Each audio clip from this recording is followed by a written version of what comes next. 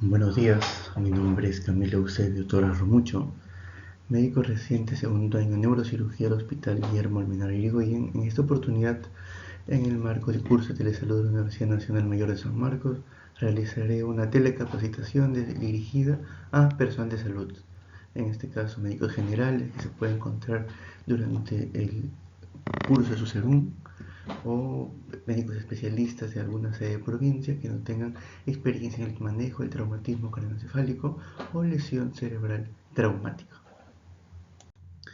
Básicamente el contenido está contenido en la definición, epidemiología, mecanismos de lesión, fisiopatología, clasificación, características del traumatismo o de la injuria cerebral traumática, diagnóstico, manejo, recomendaciones y conclusiones. La lesión cerebral traumática es aquella lesión causada por un golpe o una sacudida en la cabeza o una herida penetrante en la cabeza que interrumpe la función normal del cerebro. Las lesiones por impacto traumático se pueden definir como cerradas o no penetrantes o abiertas o penetrantes. Epidemiológicamente, la lesión cerebral traumática es una de las causas más comunes de muerte y mortalidad, y los mecanismos que la constituyen son de diferente índole, desde autoinfligimiento de daño, desde lesiones como caídas no intencionales o lesiones con objetos contundentes, etc. Y sabemos que la epidemiología pues es una amplia tasa de probabilidad de producir este evento en edades medias y extremas de la vida.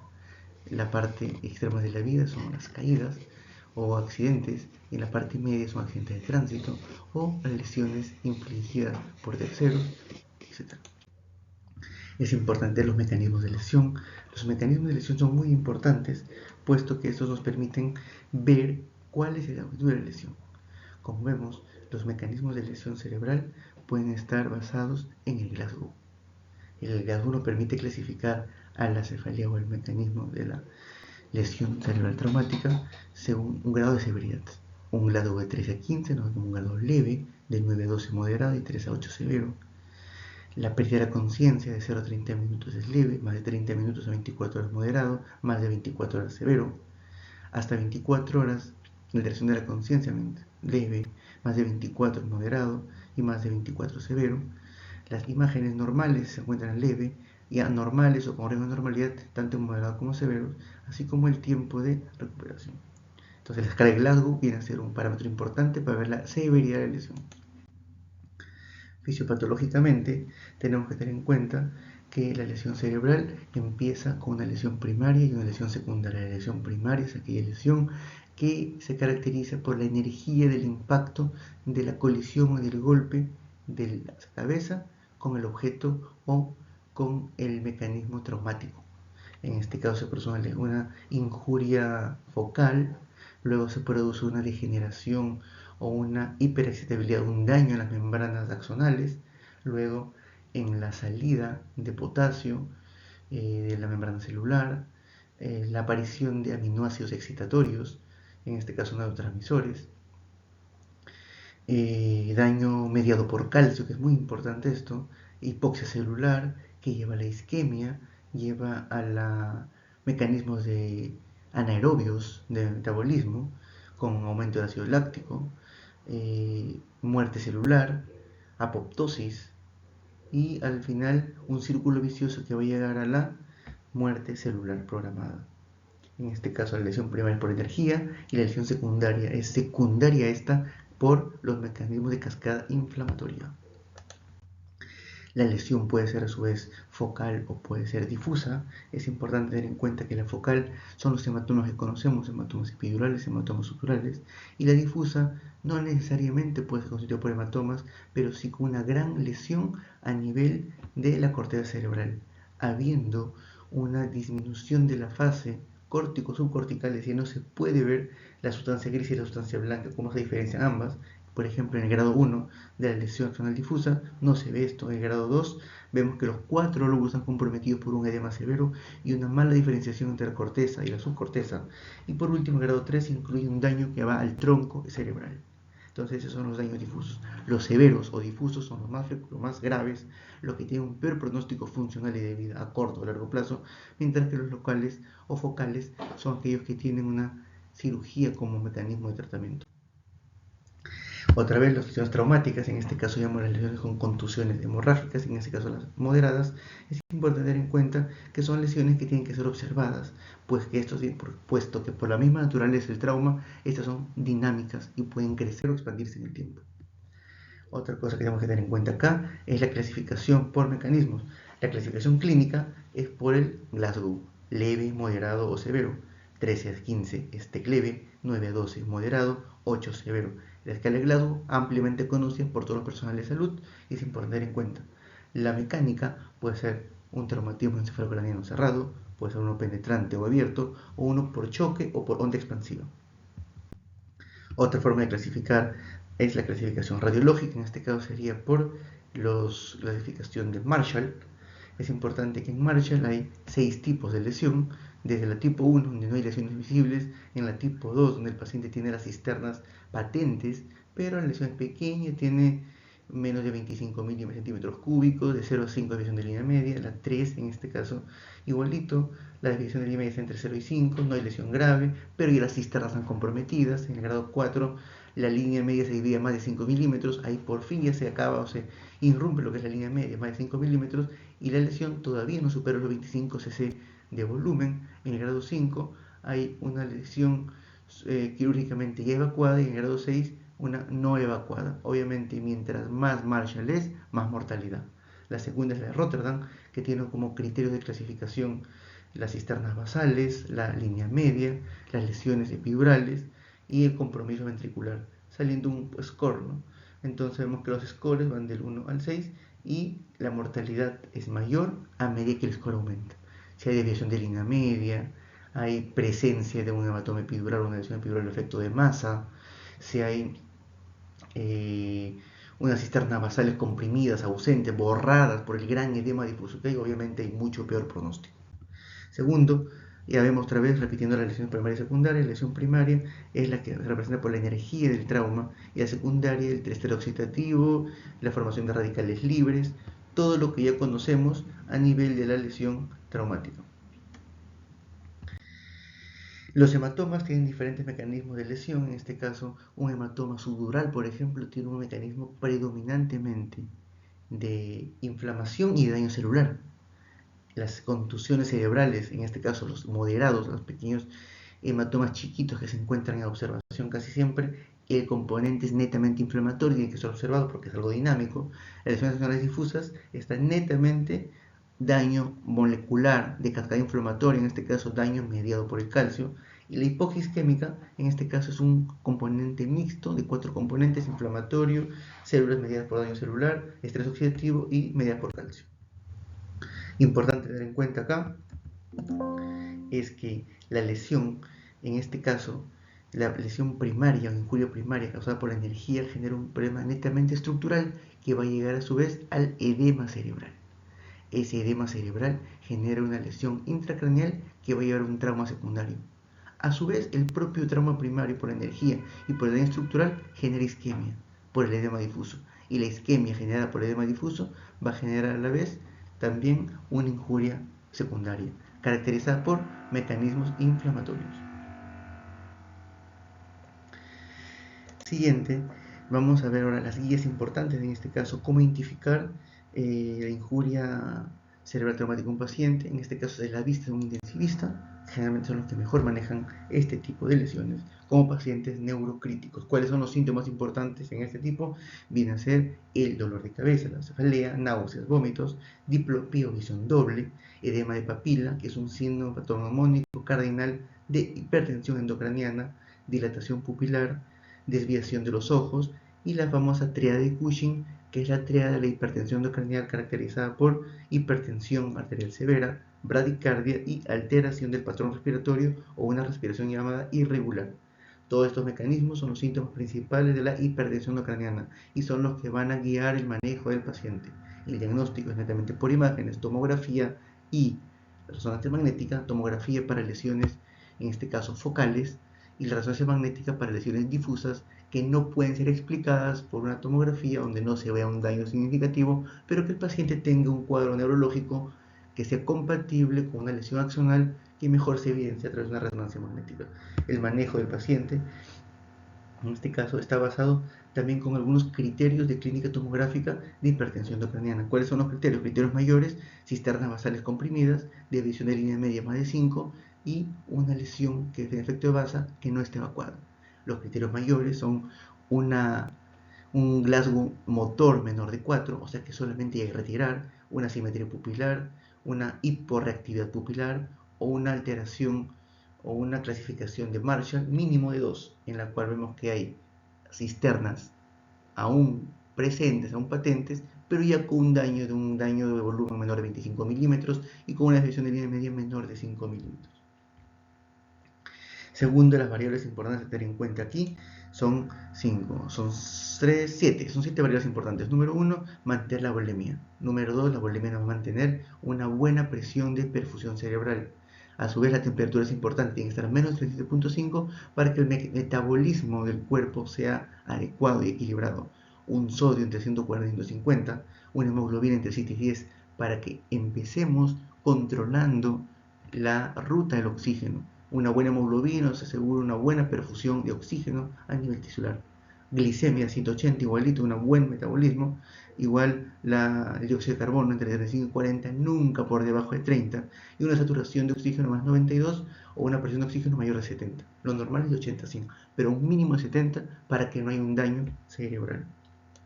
Segundo, vemos también aquí los mecanismos de la curva del oxígeno o la ruta del oxígeno, en el cual vemos 7 tipos de mecanismos. El primero, la hipoxia hipóxica, falta de oxígeno. Número 2, la hipoxia anémica. Número 3, en este caso, por la alta afinidad al oxígeno. El oxígeno tiene tanta afinidad que no suelta al oxígeno de la hemoglobina y el tejido se queda sin oxígeno. Segundo, es la hipoxia isquémica. En este caso, no hay buena irrigación. Cuarto, es la hipoxia hipermetabólica y alguna por disfunción también mitocondrial, en la 6 y séptima. También hay una por dispersión, que son otros mecanismos importantes que nos permiten ver esta curva. Si uno conoce bien este ciclo o ruta del oxígeno, pues va a ver todos los mecanismos, todas las secuencias de eventos durante un traumatismo craneal. También tenemos que tener en cuenta aquí cuando tenemos bajos recursos, no tenemos una tomografía. ¿Qué podemos hacer? Pues valorar como Glasgow para poder ver cómo referimos y poder dar al paciente, proveerle de ventilación mecánica que el paciente necesita. Otra cosa a tener en cuenta importante aquí es qué hacer en este caso cuando tenemos algún tipo de traumatismo moderado.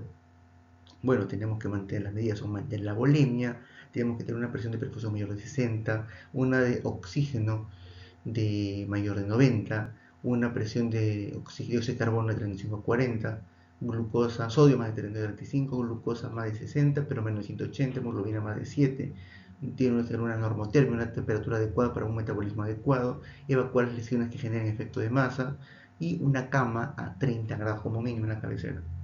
Y luego en los niveles, hay diferentes niveles de atención y cada nivel está basado en medidas básicas, avanzadas y muy avanzadas. En este caso, en las primeras ven las cosas básicas, ven la temperatura, ven la posición de la cabeza, ven la presión intracerebral, ven la parte de la terapia hiperosmolar, en este caso la ozomoterapia, la parte del drenaje, en este caso por neurocirugía, etc. ¿no? Vemos eso. En la parte de segundo nivel ya vemos cosas más importantes como la terapia osmolar alta, en este caso alta intensidad.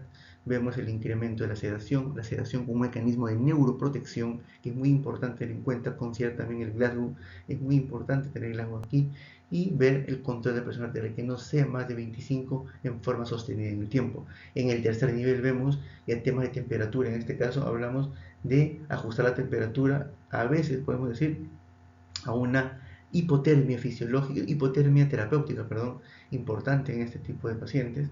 Sedación, hablamos ya de craniotomía descompresiva, o sea, mientras más aumente el nivel, más intenso el tratamiento, más decisivo, y obviamente estamos actuando en reglas ya estandarizadas, pero que nos permiten tener un mejor control del paciente.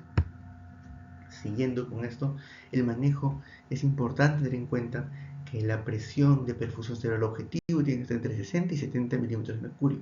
En este caso, un gran neuromonitoreo, sobre todo para los pacientes neurocríticos con trauma cerebral grave. También se recomienda la monitorización de la PIC y también terapia dirigida para reducir la mortalidad temprana de esto, en este caso sugiriendo un umbral de 22. Cuando tengamos más de 22 es un criterio para pensar una cirugía compresiva, para hacer osmoterapia, para hacer neuroprotección, para tratar de, por todas las vías posibles, disminuir la presión intracerebral. Si uno disminuye la presión intracerebral, va a mejorar la perfusión cerebral y tener un pronóstico a largo plazo bueno. Segundo, otra cosa importante a tener en cuenta acá es el manejo del algoritmo en pacientes según diferentes casos. En este caso, pacientes que tengan hipertensión craniana o pacientes que tengan una mayor o menor cantidad de oxígeno tisular. Para esto vamos a requerir que tengamos un sensor con dos terminales. Los Raudem, por ejemplo, tienen un sensor de presión intracerebral tisular y uno de oxígeno tisular. Hay diferentes niveles, así como les expliqué qué niveles hay para cada tipo, pues hay varios niveles para cada tipo de situación, ¿no? Para pacientes que tienen una presión intracerebral normal, pero que tienen hipoxia. Para pacientes que tienen una presión elevada y también tienen hipoxia. Entonces hay diferentes medidas. Pero ¿cuáles son las medidas generales? Siempre presión de perfusión cerebral entre 60 y 70. Incrementar al máximo posible cuando haya riesgo de vasopresores, drogas. Una osmoterapia adecuada, un ventilador mecánico siempre a la mano por un buen intensivista que esté monitoreando todo, un control de PIC, un control de presión tisular, siempre la parte del control, incrementar el dióxido de carbono, en este caso como una hipercarbia terapéutica, disminuir la temperatura como una hipotermia terapéutica para disminuir el metabolismo y tratar de corregir todas las variables importantes. Otro que debe tener en cuenta acá, otro concepto importante, es el neuroempeoramiento. En este caso, el neuroempeoramiento es importante tener en cuenta, puesto que hay formas como la cual nosotros vamos a ver si el tratamiento que hemos instaurado es el correcto. En este caso, en el neuroempeoramiento, vamos a ver que hay un decremento, una disminución más de un punto de la escala de coma de Glasgow motora, es decir, si el paciente podía localizar, ahora solamente puede retirar, es un criterio importante de caída del Glasgow, es muy importante tener en cuenta esto. Segundo, reactividad pupilar caída, nuevo decremento, nuevo decaimiento de la reactividad pupilar. Otra cosa, nueva asimetría pupilar, en este caso midriasis. Segundo, nuevo déficit motor o focalidad. Y tercero, herniación, síndrome de Cushing. Entonces, estos son los mecanismos de neuroempeoramiento. Si tenemos algunos de estos criterios, sospechamos neuroempeoramiento y el paciente hay que pasar a otro nivel de soporte. Ahí sí ya requerimos niveles como hiperventilación, bolosolución hipertónica, medidas de rescate importantes a tener en cuenta, ¿no? En este caso, ¿cuáles son las causas que conllevan un neuroempeoramiento? Por ejemplo, tiene un paciente un hematoma epidural que se expandió el hematoma, tiene una contusión hemorrágica que se ha hecho una lesión hemorrágica franca, hay edema cerebral, elevación del PIC, que hay un infarto. Hay pacientes que tienen una hemorragia, genera irritación y se genera al final un infarto secundario a la hemorragia. O lo contrario, pacientes que tienen hemorragia o digo infarto y luego se genera una conversión hemorrágica del infarto, viceversa. Tratamientos con morbilidades, pacientes que tengan anticoagulantes, que tengan enfermedad renal, enfermedad cardíaca. Las enfermedades renales, las enfermedades hepáticas y pulmonares generan siempre una mayor mortalidad en los pacientes que tienen un trauma severo. Acá tenemos el consenso, importante consenso de las guías, en este caso el monitoreo de pacientes en las primeras 24 horas por el trauma. ¿Qué tenemos que tener en cuenta acá? Importante. Número 1, con un convenio del 100%, todos los pacientes que tengan una hemorragia que amenace la vida requieren sí o sí intervención inmediata para control de sangrado. Medida número 1, medida prioritaria. Segundo, paciente que tenga una hemorragia, en este caso que no genere un daño severo, en este caso requiere una evaluación neurológica urgente, un monitoreo urgente, pero vamos a que el neurólogo, el neurocirujano o el intensivista tiene que ser un neuromonitoreo muy estricto. Segundo, los pacientes que son salvables, en esto que tengan lesiones potencialmente mortales, requieren neurocirugía urgente. Los pacientes que tengan un riesgo de hipertensión requieren un monitoreo urgente del PIC, la presión cerebral. Segundo, la presión arterial sistólica tiene que estar una PAN más de 80 siempre, sobre todo para lesiones hemorrágicas potencialmente mortales. Todo paciente exsanguinado tiene que recuperarse, tiene menos de 7 hemoglobina, tiene que ser transfundido. Los pacientes que tengan hemorragia requieren evaluación también neurológica urgente. También es importante tener en cuenta eso, ¿no? Otra cosa a tener en cuenta es la presión del oxígeno, tiene que estar entre 60 y 100. Nunca podemos evitar que esté menor de 60. la presión de dióxido de carbono es de 35 y 40 y no menor de 30. En los casos que requieren intervención por hemorragia, las plaquetas tienen que estar más de 50.000 siempre y el tiempo de tomografía tiene que ser menor a 1.5 del control normal. Es decir, tiene que haber un perfil de coagulación aceptable para el paciente. Entonces son las medidas probablemente más importantes a tener en cuenta. Otras medidas a tener en cuenta son el inicio del protocolo de transfusión, en este caso dependiendo de qué déficit tenga, y recomendamos siempre una perfusión cerebral más de 60 milímetros de mercurio, más entre 60 y 70, siempre procurar eso. Con esos lineamientos vamos a pasar al siguiente nivel, que viene a ser cómo hacemos un politerol en las primeras 24 horas, ¿no? Bueno, lo primero es el soporte vital, vemos que el paciente tenga o no tenga digamos, un tratamiento que comprometa su vida, la inhalación pupilar, vemos cómo están las pupilas, vemos cómo está el Glasgow, vemos cómo está la tomografía y con eso tomar las mejores medidas posibles, ¿no? Y las medidas básicas siempre de sangrado, como decimos, la presión de perfusión, en este caso la presión arterial media más de 80, la hemoglobina más de 7, dióxido de carbono de 540, el de oxígeno entre 65, que es lo normal, plaquetas más de 50.000. Lo que dijimos anteriormente, ¿no? Todas esas medidas de consenso son importantes para que el paciente tenga un buen pronóstico después del control de daños. Importante tener en cuenta también en este caso, acá las mismas medidas, ¿no? La presión más de 80, nuevamente repitiendo para que no se les quede en claro, la ventilación con una presión más de 45 a 5 kilopascales, de oxígeno más de 13 kilopascales. En cuanto a presión intracraneal, no recomendamos que sea más de 22, la perfusión cerebral siempre con 70 a 60, no menos de 60 nunca, esteroides no recomendados, osmoterapia parcialmente recomendado según el daño que tenga con la tomografía en mano, o sea, va a ser variable según la tomografía, y la temperatura puede ser recomendable siempre, en el momento de los casos, una leve hipotermia terapéutica. El ácido tranexámico vemos que no está protocolizado. Hay algunos estudios que tienen una mejoría favorable, que es un estudio en el caso de Rowell. Los demás estudios no son concluyentes, no son significativos. Así que ácido tranexámico, si queremos resumir una sola palabra, no es protocolizado. Variables a tener en cuenta nuevamente. Primero, la temperatura del paciente, por ver el tema metabólico, administración de fluidos, una adecuada volemia, osmoterapia, basada obviamente en la presión intracerebral, un buen control monitoreo de la presión intracerebral, la ventilación labial, que es la más importante de todas, ver el patrón ventilatorio, la presión intracraneal, el control obviamente nunca más de 22, siempre menos de 22, esteroides, dexametasona después de uso crónico, en hematomas subdurales, hay que tener en cuenta que es más para temas vasogénicos, tumorales, que para traumáticos, así que tampoco está ampliamente recomendado la coagulación, ver de coagulación y el manejo de convulsiones.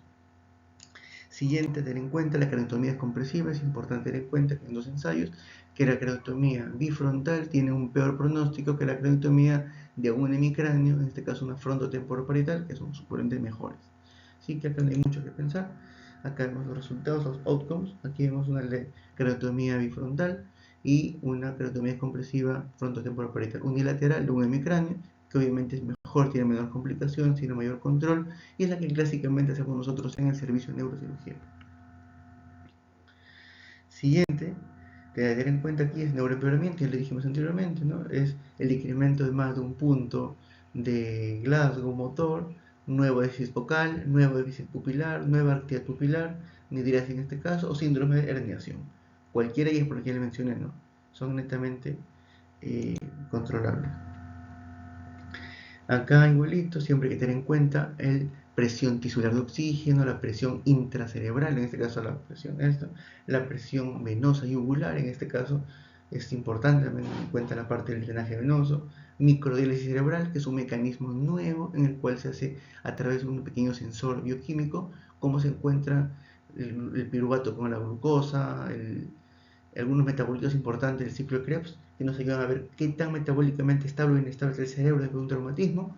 Vemos también temperatura monitoreo, en este caso puede ser siempre a nivel óptimo menor a 37.5. Métodos no invasivos, electroencefalograma de monitoreo, el electroencefalograma, ver también el diámetro del nervio óptico como un síndrome indirecto ecográfico de la presión intracerebral, muy importante tener en cuenta también, en lugar de no hay tomografía. El Doppler transcranial es importante para ver el flujo y hay muchas otras medidas también que nos permiten verlo. El monitoreo del paciente tiene que ser, en este caso, con el mecanismo de presión intercerebral. Hay dos formas, con catéteres intraventriculares, que es con el DBE, y intraparenquimales, que es el más común. Tiene ventajas y desventajas. Las ventajas del intraventricular, pues que es el más seguro, más bajo costo, mejor calibrado, pero tiene mayor riesgo de infección. El otro tiene menor riesgo de infección, pero tiene más caro, puede generar hemorragias, alguna que otra complicación. Así que en manos expertos ambos son buenos. Incluso es bueno tener ambos, pero viendo siempre la disponibilidad, ambos se comportan muy bien. Hay que ver sus diferentes capacidades. En este caso yo preferiría uno de intraparenquimal, que es mucho más fidedigno. Acá tenemos igual este escalón.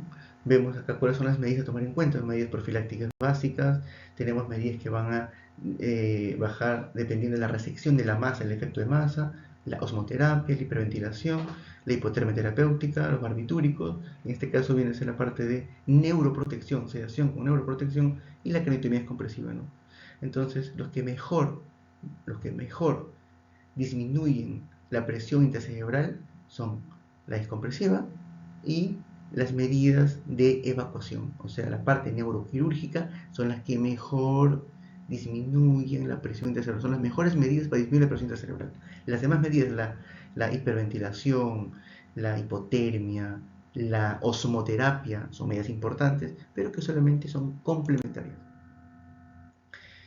Bueno, siguiente a tener en cuenta aquí, en este caso son los mecanismos de tratamiento renal intercerebral. Vemos que hay muchas intervenciones, como la mencioné, de hiperventilación, osmoterapia, barbitúricos, sedación, corticosteroides, ácido tranexámico, descompresiva, todas las que les dije. Pero ¿cuáles son más importantes? Evacuación del efecto de masa y descompresiva. Le sigue la osmoterapia y la neuroprotección como medidas importantes. Conclusiones por la lesión cerebral traumática son un grupo heterogéneo, dinámico y constante evolución de enfermedades. Son muchas enfermedades aquí, una inflamatoria, una energética, traumática mecánica, y ambas son diferentes y confluyen al final del mecanismo inflamatorio, que hay que cortar esa base. Segundo, los estándares de la práctica clínica actualmente se hacen un conjunto de pautas basadas en la evidencia destinadas a reducir la lesión cerebral secundaria.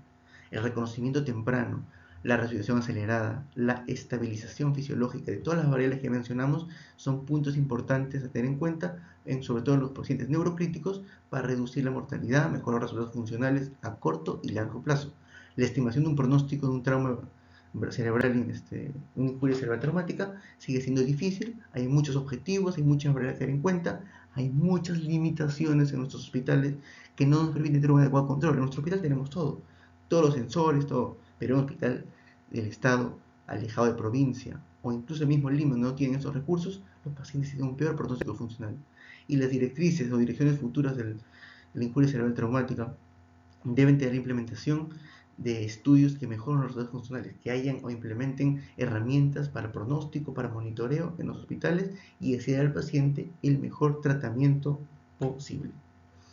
Bueno, espero haya servido esta charla para el personal de salud, que les pueda servir para manejar a los pacientes, siempre que puedan aprendan a referir de forma temprana, a estandarizar, ver la magnitud del daño, el escenario donde se encuentra el paciente, a saber priorizar cuáles son las lesiones y sobre todo a que coordinen bien las referencias para que cuando llegue al lugar de destino el paciente tenga el mejor tratamiento.